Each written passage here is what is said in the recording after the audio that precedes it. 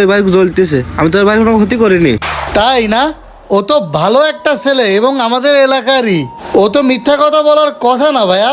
তাহলে তোমরা এরকম ভাবে মানুষকে ঠকাচ্ছ? ভাই বিশ্বাস করেন, এই কসম কাটি করছি, ওরকম কোনো কেমিক্যাল আমরা চিনিই না। আমরা গরিব মানুষ, কেমিক্যাল কি করি কিনবো?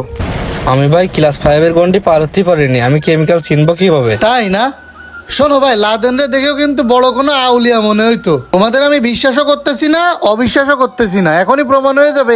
রনি, ওর পকেটে কি আছে দেখদিন, উঁচু হয়ে রয়েছে। হ্যাঁ হ্যাঁ হ্যাঁ ভাই, এই আগের দিনও এইতেই রং করতে এই যে ভাই, এই যে আরে আরে ভাই, পকেটে হাত দিচ্ছেন কেন?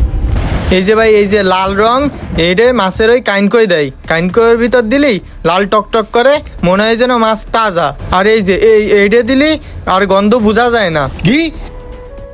তাহলে এইভাবে মানুষের সাথে প্রতারণা করে তোমরা কেমিক্যাল খাওয়াচ্ছ বাইরে? হায় রে, মানুষ তোমাকে বিশ্বাস করে, গ্রামের মানুষ তোমাকে থেকে মাছ রোজা রমজানের দিন সেহরিতে খাবে, ইফতারিতে খাবে। সারাদিন রোজা রাখার পরে যদি এই কেমিক্যাল মানুষের শরীরের ভিতরে ঢোকে, তাহলে কি অবস্থা হবে একটাবার চিন্তা করে দেখো ভাই। এমনি আমরা বাঙালি, বাংলাদেশের মানুষ অনেক কষ্টে রোজা রাখি।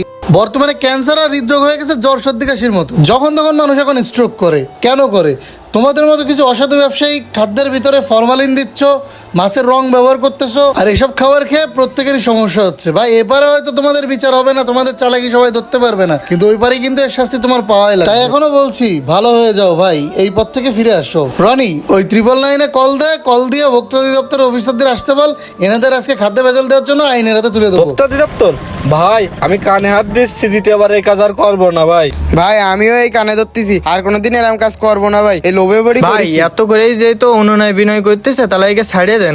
হ্যাঁ, তুই যেহেতু বলতেছিস, তাহলে এবারের মতো ছেড়ে দিলাম। আর মাছ যেন কারো কাছে বিক্রি করবা না, এই মাছ খেয়ে কিন্তু মানুষ অসুস্থ হয়ে পড়বে। হ্যাঁ ভাই, এই মাছ পাশে নদীতে ফেলে দিবানে।